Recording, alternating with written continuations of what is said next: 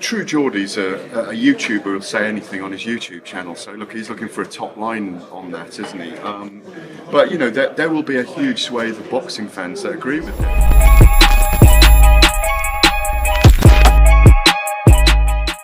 Pro boxing fans here host the press conference for AJ Whyte 2 with me, none other than someone who's been about the sport a long time. Gareth A Davies. Gareth, let's talk about that. A lot more respectful, a lot more chilled out this time, a lot more mature. That's the right word. What do you think of that press conference? I think they're both looking forward to getting back to America and into camp. It was purely business. There was very little electricity, a little bit of tension between them. Interesting to see them come together. We were all watching that with bated breath. A lot's changed. A lot of water has passed under the bridge since that first fight 7 years ago, where they were two raw, inexperienced, not as wealthy heavyweight boxers. Now they're prize fighters, and it's all business. And I'm really pleased the fight's happening. It's one of the 7, 8, 9 fights in the heavyweight division that really need to happen. It's unfinished business. What are they calling it? History of violence. Absolutely, it's a history of violence between the two. There's something about the two men. It's an all-British ding-dong. It's the same as if we got Joshua against Fury. It's another fight we need. But it's good to see Anthony Joshua take the decision to get this fight. I applaud him for taking it. And I'm really looking forward to seeing these guys in fight. It's not long now. It's not. It's actually a month today. Yeah. Just looking at the press conference, AJ was asked about right towards the end from Eddie and saying, listen, is this going to go to the final bell? And AJ said, listen, it's a process. I'm not willing to give that information until the Friday before the fight. But with AJ, is it a process? Is it a fact that it's a mental process? It's a new trainer. It's a few factors thrown into one. Well, he's in the final phase of his career, and he's got a different philosophy now.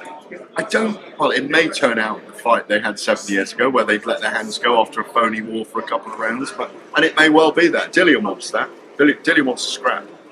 And I don't believe him. He's looking for KO. No question about it. Wants to let go of that left hook.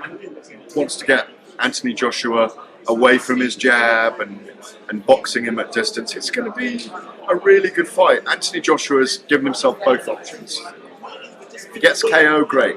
If he gets the win by superior boxing skills, he said, that's great. He's still pushing himself. The hardest thing for him, he's an extraordinarily wealthy human being, wants to be a world champion again, and that's still two, maybe 3 fights away. If we believe he's going to fight Dillian, then Deontay, won't be for a world title. Then he'll get a world title after that. So a world title fight's still 3 fights away. So it's keeping him hungry and keeping him motivated. I was just surprised how they do respect each other, clearly, because what they both come through. And as Dillian said, all the things that have happened to us both are very different now. But when that bell rings, we're still going to be going at it. And it's a very exciting prospect, because there's a huge rivalry between these two. They both want to be the king of the jungle. Last time around, we can say that possibly both fighters didn't give the best performance or the best outing. Anthony Joshua, newly with Derek James, same thing with Dillian Whyte, newly with Buddy McGirt at that time. Do we anticipate both fighters being technically better in this fight, having more time with the new trainers and the new environments? Well, Jermaine Franklin was a big underdog for both men when he faced them. Much better boxer than people gave him credit for. A huge pair of cojones on him. A lot of hunger in him. His stock's risen since. I thought he put on a great performance against both of them. For Anthony Joshua, he was a small, crouched opponent, hard to hit. And Joshua came through that. Under Derek James, new trainer. Buddy McGirt, new trainer as well. So exactly. There's lots of parallels. They're both training, both with American trainers, both with training camps in America, coming home to fight, if you like. So it's all to play for. But I really do feel, I agree with Eddie Hearn, I think it's a must-win for both men. But particularly for Anthony Joshua, with Saudi Arabia and Deontay Wilder lined up for him. Obviously, you work for TalkSport. Carl Froch has been at TalkSport a while now, and he's saying this, and AJ doesn't really have a real legacy no more. He's on the slide. Do you believe that's the case? Well, I think he also said that, he's wealthy and maybe there isn't a hunger there anymore. I mean, he didn't say on the slide in those actual words, I think, but he was critical of AJ, but maybe just questioning, does he really want it enough? Does he want it as much as he once wanted it? He may not, but this is what we're going to find out in London. Dillian will come for him. There's no question about it. So he's going to have to be at his best for Dillian.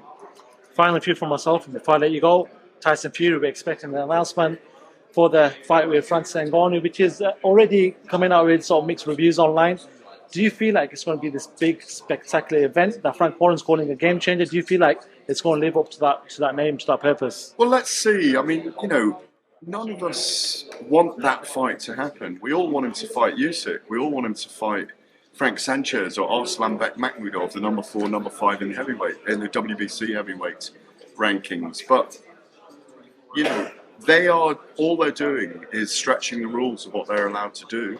It's where it's going to be is important for me. It's when it's going to be. It's the rules of that combat. Is it an exhibition? Clearly, he can't defend the WBC title to Francis Ngannou. So it's not really a boxing match within, I imagine, the sanctioning of the WBC. They might find a way of getting in on it. I don't know, but I don't know what the reviews are going to be. I mean, obviously, I would much prefer to see Tyson Fury fight and defend his WBC title. Just like you said there, I think I listened to Geordie, who has the Pain Game podcast. He talks about boxing and MMA, and in that he said it's a joke. He said that, listen, it's a joke that he's fighting. He sort of fights before he fights for the undisputed. Do you feel like that's the narrative that a lot of boxing fans are pushing right now, or do you feel like Tyson Fury just needs to dust the cobwebs off? Well, True Geordie's a YouTuber who'll say anything on his YouTube channel, so look, he's looking for a top line on that, isn't he? But there will be a huge swathe of boxing fans that agree with him. As I've just said, we'd rather see Tyson Fury fight Frank Sanchez or Arslan Makhmudov. 100%. But we are not living in those times. We can't force that to happen. These guys are allowed to do it by the WBC, then that's what they want to do. And I keep saying this, timing, ego and money. It's all these three factors based on what they earn, how much they should be earning, who they should be fighting. It all plays into it. It hasn't been a satisfactory time in the heavyweight division.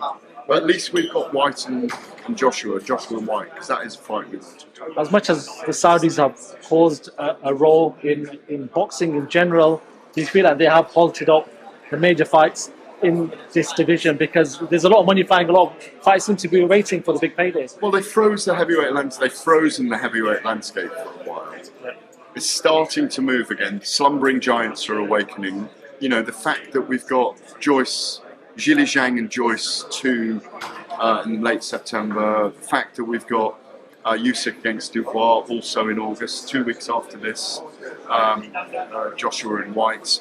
At least we have the heavyweights meeting each other and fighting. But what we need is Fury in the big heavyweight. We do need it. Just for somebody who's covered British boxing for a long time, do you feel like it's going through a transition right now? We look in the States, big fights are getting made. We've just seen Haney Lomachenko, Crawford Spence, Canelo, Charlo is coming up. In the UK, we're still searching for that big super fight to happen. Do you feel like it's going through a transition? Yeah, it is going through a transition. America is definitely coming back, there's no question about it. They've done a great job this year. PBC have done a great job. But what I would say as well is that just talking to Colin Hart, who's obviously been around years, because he didn't cover Rocky Marciano live, but he covered the Ali, Foreman, Frazier era, Holmes era. But what he was saying, Marciano fought once a year at one point. So, these kind of things have always happened. When it's around big money, it ceases to become a sport and more of a business. And that's what that's the process we're going through at the moment. We can't applaud it. It is frustrating. It's one of those situations you'll never get away from. We aren't in control of it. All we can do is observe and watch and comment. It's about how much we scream and shout at them. They're not going to do it for us. They're going to do it when they're ready. And it is frustrating. It's frustrating for all of us. Gareth, I know you're busy. I know you're waiting for Anthony Joshua and Dillian Whyte. So I'm going to let you go, carry on your work as usual. But thank you so much for giving us time, sharing your knowledge. No doubt we'll see you soon. Thank you Always very much. A pleasure. So, Cheers.